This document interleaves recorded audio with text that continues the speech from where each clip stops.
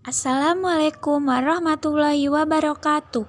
Nama saya Fitri Handayani dari Reguler 2 dengan NIM 18 15 40 10 70 D3 Kebidanan Poltekkes Tanjung Karang.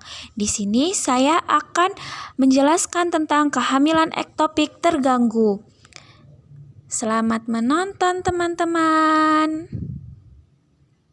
Oke teman-teman, kita langsung aja ya ke pengertiannya. Nah, pengertian dari kehamilan ektopik terganggu yaitu sel telur yang telah dibuahi oleh sperma secara alami seharusnya akan menempel pada dinding rahim. Namun, pada kehamilan ektopik, hasil pembuahan ini menempel pada tempat lain selain di dinding rahim. Tempat yang paling sering menjadi tempat penempelan adalah di saluran indung telur, di mana tempat ini seharusnya tidak direncanakan untuk menempel hasil pembuahan. Dalam bahasa yang lebih sederhana sih, kehamilan ektopik sering dikatakan sebagai hamil di luar kandungan. Untuk gejalanya sendiri, kehamilan ektopik cenderung tidak menunjukkan gejala pada tahap awal. Tahap tanda awal kehamilan ektopik sih mirip dengan kehamilan biasa, seperti mual, payudara mengeras, dan menstruasi terhenti. Sedangkan pada tahap lanjut, ada beberapa gejala yang sering dirasakan penderita kehamilan ektopik, yaitu nyeri perut dan pendarahan dari vagina. Gejala-gejala tersebut akan terasa semakin parah seiring waktu.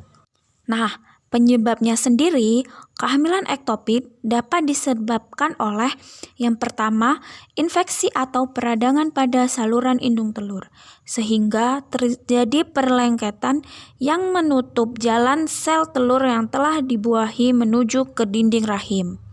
Yang kedua, jaringan parut dari bekas operasi, daerah rahim, dan panggul sebelumnya, atau operasi yang melibatkan saluran indung telur dapat menyebabkan kehamilan ektopik.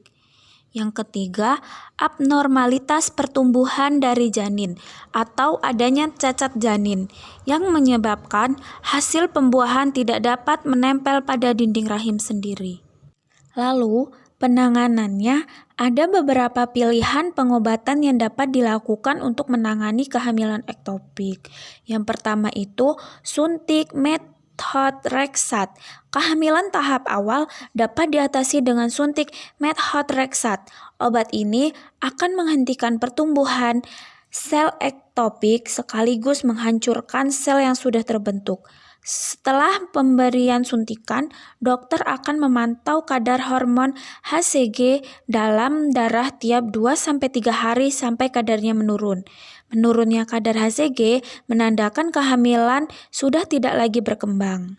Yang kedua, bisa melakukan operasi laparoskopi. Pilihan lain untuk mengatasi kehamilan ektopik adalah dengan operasi lubang kunci atau laparoskopi. Melalui prosedur ini, dokter akan mengangkat sejaringan ektopik dan bagian tuba Fallopi tempat jaringan ektopik menempel. Namun kemungkinan bagian tuba Fallopi tersebut cukup diperbaiki tanpa harus diangkat. Nah, yang ketiga, bisa dilakukan operasi laparotomi. Untuk menangani pasien yang mengalami pendarahan berat akibat kehamilan ektopik sendiri, dokter kandungan akan melakukan tindakan darurat berupa laparotomi.